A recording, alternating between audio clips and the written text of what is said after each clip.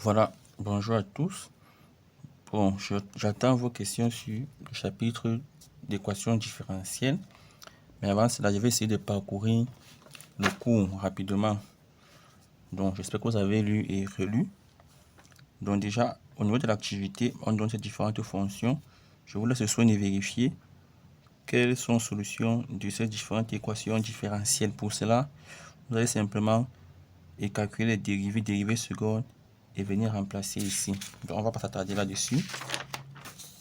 Donc, une équation différentielle, c'est quoi? C'est simplement une relation entre une fonction et ses dérivées successives. Comme c'est le cas ici. On a ici une relation entre f et sa dérivée f'. Ici, une relation entre g et ses dérivées successives, c'est-à-dire dérivée première, dérivée seconde. Pareil ici. Donc, c'est simplement ça, une équation différentielle. Ok. Maintenant, au niveau de la résolution, on va commencer par les équations sous la forme y' égale à y. Lorsque vous avez une équation différentielle sous la forme y' égale à y, la solution, c'est simplement f de x égale à k exponentielle à x. Donc, dès que vous avez ça, la seule chose à avoir ici, c'est a. Donc, k exponentielle à x. Comme c'est le cas pour cette équation différentielle, la solution, c'est quoi? C'est la forme y' égale à moins 2y, y' égale à y. A, c'est quoi? A, c'est moins 2. Je vais seulement mettre ici moins 2. Dans la solution sera, regardez bien, f de x égale à k exponentielle à x, où a c'est moins 2, k appartenant à r. Voici la solution. D'accord. Maintenant, on peut trouver la solution qui prend une valeur en un point. La solution qui prend la valeur 0, qui prend la valeur 5 en 0. Pour cela, on va simplement dire que f de 0 égale à 5. Elle prend la valeur 5 en 0. Elle prend la valeur 5 en 0. Donc f de 0, c'est 5. Voici f de x ici qu'on a trouvé. On va donc simplement dire f de 0 égale à 5. Je viens ici calculer f de 0. Je remplace x par 0. On l'a fait ici. Ça va donner k égale à 5. Je vais donc remplacer k par 5. J'ai donc ma solution vérifiant ces conditions particulières. Deuxième type d'équation différentielle. La forme y seconde plus ay' plus br égale à 0. Quand vous avez ce type d'équation, qu'est-ce que vous faites?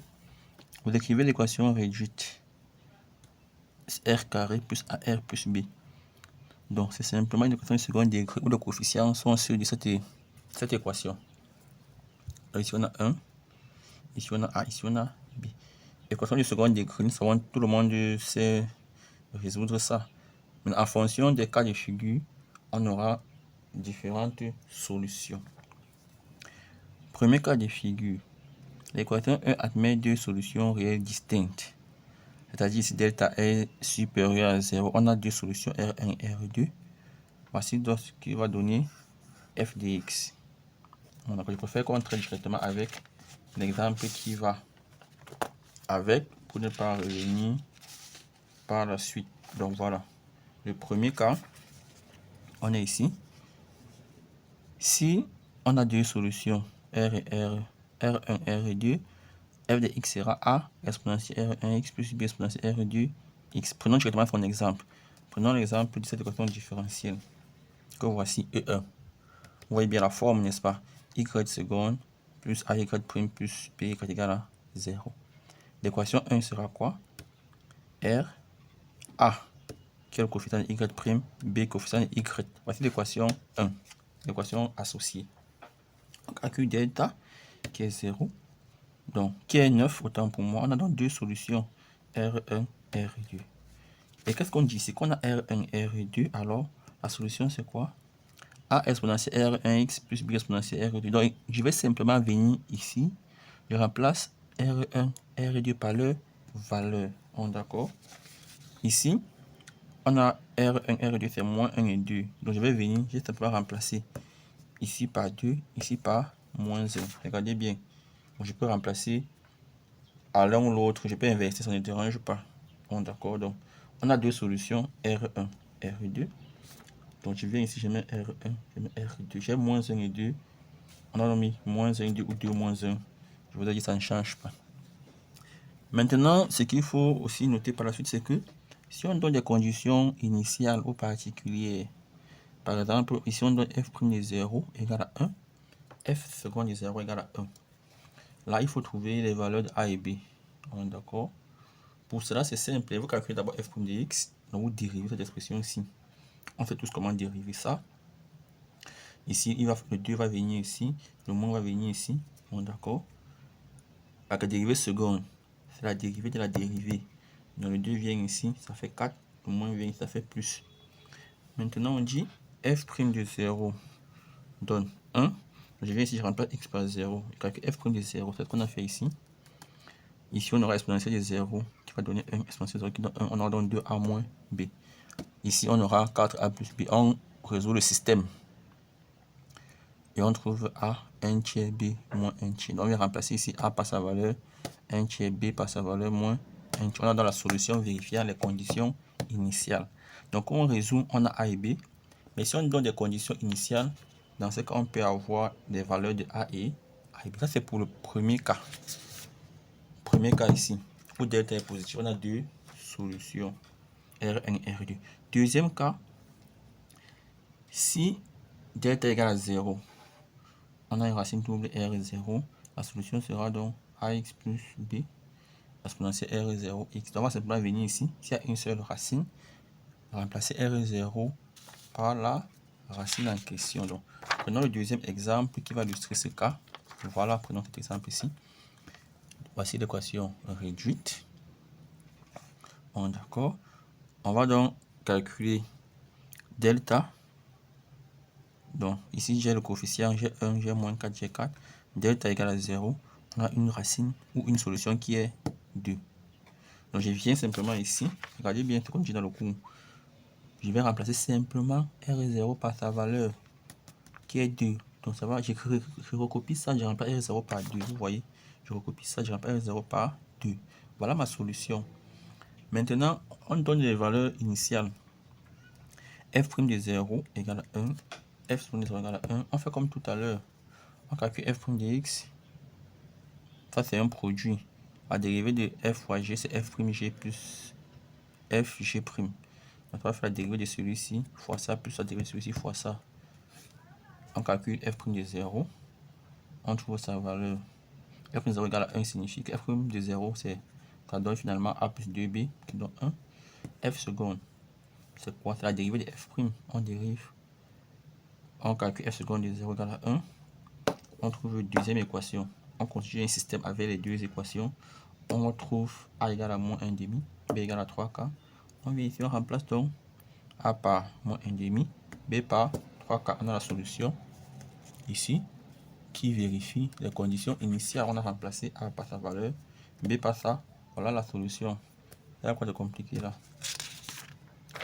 Ok, troisième cas de figure. Troisième cas de figure, on dit ici, 1 admet deux racines complexes conjuguées. Alpha plus ib, alpha moins ib. La solution sera quoi dans ce cas? Exponentielle alpha. On prend la partie réelle. On met ici en exposant. La partie imaginaire b, on le met ici cosinus et sinus. Bon, d'accord, j'ai alpha plus ib, alpha, bêta, bêta, alpha plus i bêta. Donc prenons notre troisième exemple. Il est où? Le troisième exemple. J'ai mon équation différentielle, équation associée. Je prends le coefficient, je forme mon équation du second degré. Delta moins CS qui est négatif, qui est égal à 4i carré. Donc voici les racines.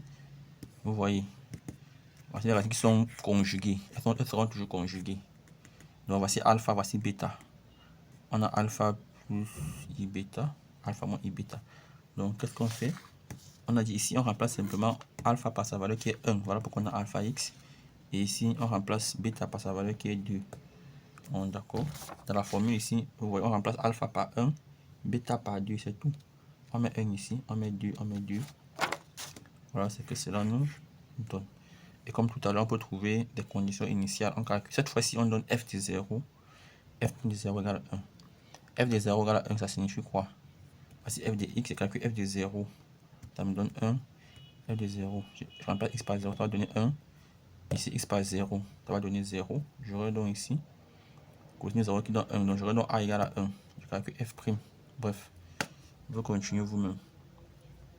En fin de compte, on a A égale à 1, B égale à 0. Donc on vient ici, on remplace A par 1, B par 0. Donc ici va s'annuler, il va me rester exponentielle x facteur A cosinus 2x, où A c'est 1. Donc on aura donc ceci. Voilà donc ce que nous obtenons. Vous voyez, on a parcouru les 3 cas. Il n'y a rien de compliqué, rien de sorcier. Maintenant, la dernière partie, c'est équation différentielle avec second membre. Donc, que nous dit ce théorème? On nous dit l'équation générale, la solution générale de l'équation différentielle est la somme d'une de ces solutions particulières et de la solution générale de l'équation homogène associée. L'équation homogène associée, c'est l'équation sans second membre. Alors, ça veut dire quoi? Somme d'une solution particulière, je peux appeler F0 et de la solution générale de l'équation sans second membre. Je peux l'appeler, disons, F. Donc, la solution générale G sera quoi? Ce sera la somme d'une solution particulière de l'équation et d'une solution de l'équation sans second membre. Donc, F0 sera une solution de mon équation-ci.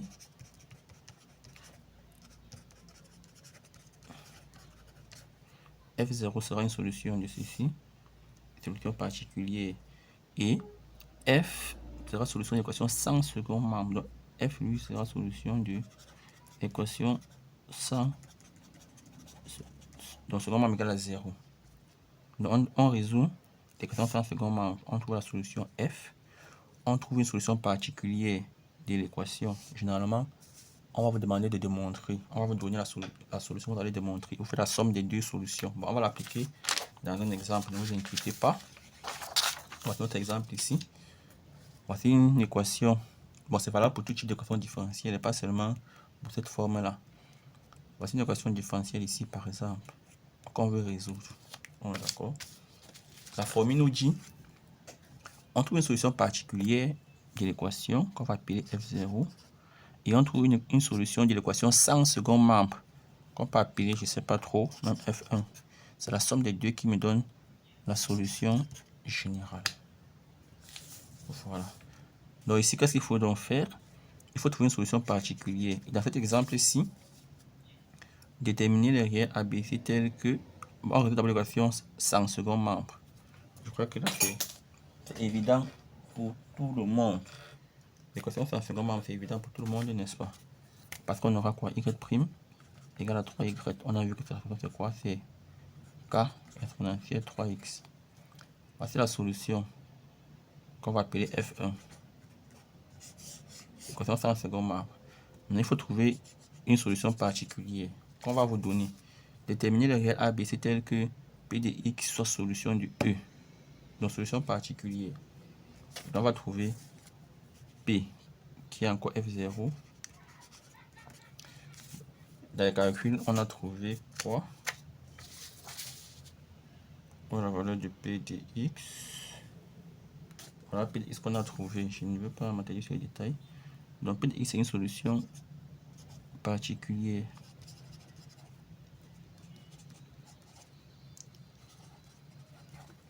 Voilà. La solution générale sera donc la somme. Donc, suivez très bien. Suivez très bien, les amis. Voici mon équation différentielle ici. En vert. Nous sommes d'accord? Quelle est sa solution? La solution, c'est une somme de F0 plus F1. F0, c'est quoi? C'est une solution particulière.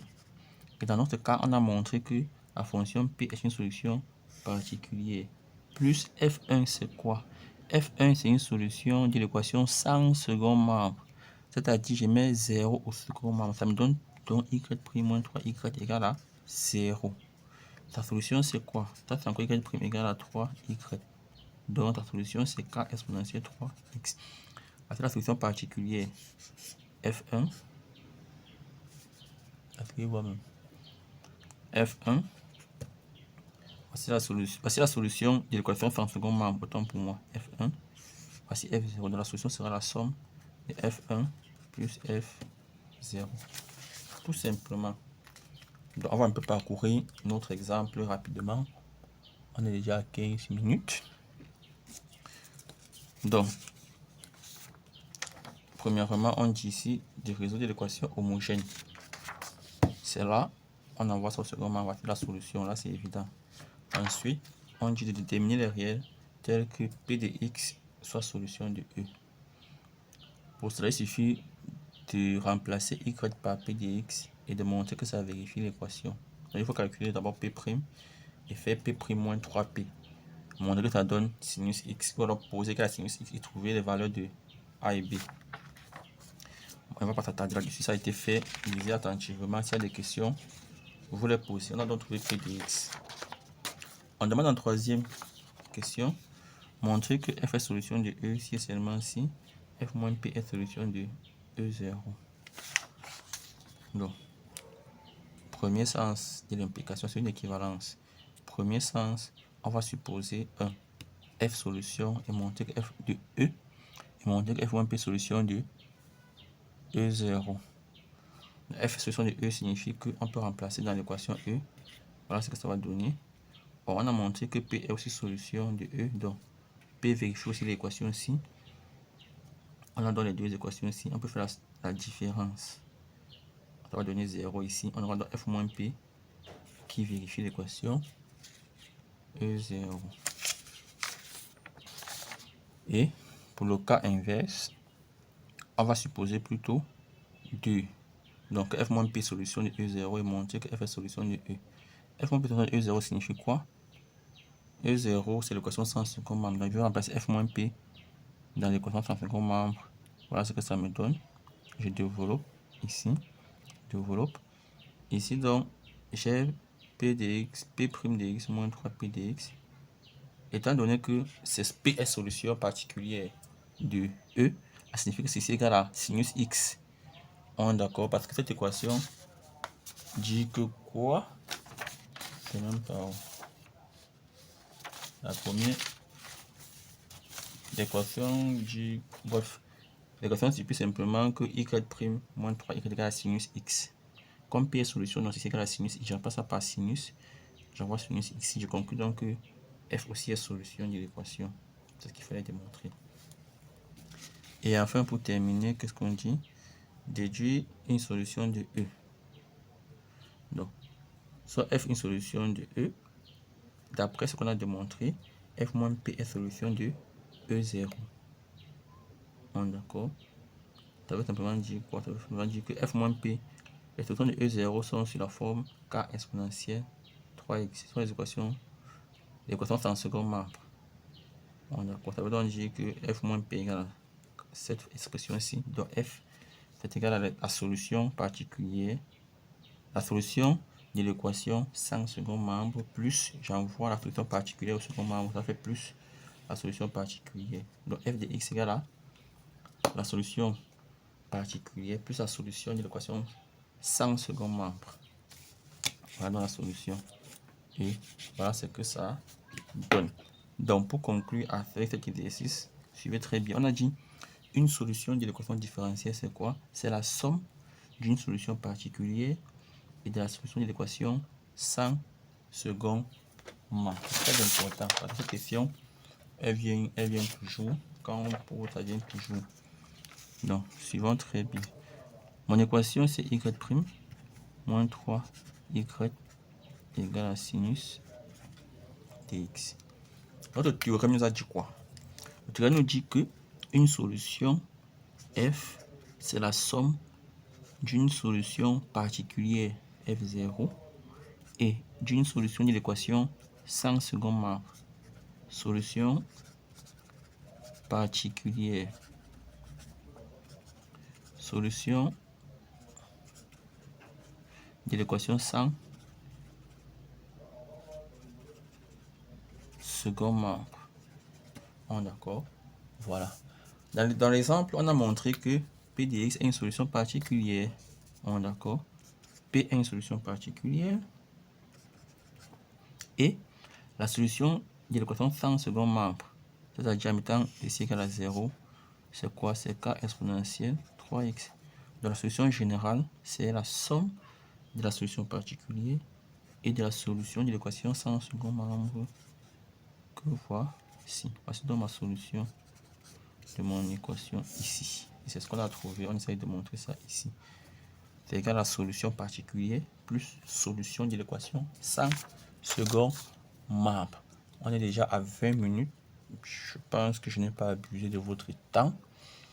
Bon, je reste à l'écoute. S'il y a des questions, des préoccupations, vous les posez, je répondrai avec grand plaisir. Portez-vous bien, étudiez bien et à très bientôt.